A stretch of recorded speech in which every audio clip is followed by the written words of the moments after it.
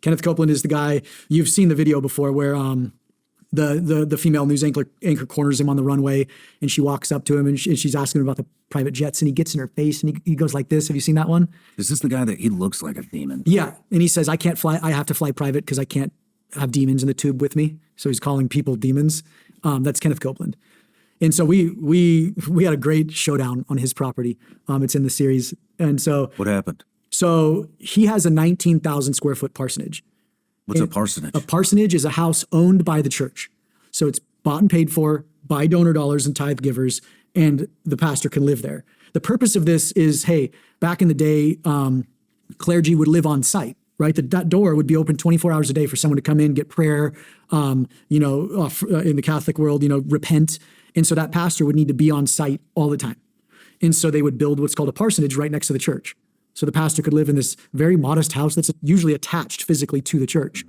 Well, over decades and just through precedent, that parsonage has been pulled off. And so the church will pay for the parsonage of the pastor. So the parsonage is owned by the church, but the pastor can live in it. There's no stipulation on how big that parsonage can be, how extravagant it can be.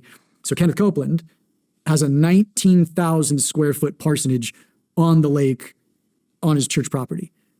His church property, so this is the story about Kenneth. Kenneth, what most people don't know, was a struggling musician back in the day. He became a pilot and started flying Oral Roberts around. Oral Roberts is like OG evangelist. He's like one of the first old school big boys in the space, similar to Billy Graham. And so the story goes that Kenneth Copeland was flying over Texas and saw this runway next to this lake. And God gave him this vision that he was going to buy this whole parcel and turn it into a church and turn it into what he calls the revival capital of the world. So flash forward, he creates this marketing pitch, starts his church. And back in the day, in the 60s and 70s, mailers were super popular. And so, you'd get a mailing list, you'd mail 50,000 envelopes out and say, hey, Sean, give me $10. This is Nathan, this is Pastor Nathan. I need $10 to help you spread this message. We have his mailer from the 70s. And he promised to build 6 things. So he sent that pitch out, raised tens of millions of dollars. He ever only built 3. I had to make sure it was 3. 3 of the things he promised to build. 1 was the radio station.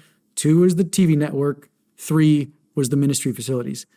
He never built the 3 things that people would donate money for. I would want to use the park. I would want to use the hotel. Maybe one day I'd want to retire in that facility. He never built any of them. In the for-profit world, that would be called fraud. He would be in jail. Mm-hmm. In the religious world, we call it faith, Nathan. You got to have faith. Wow. So in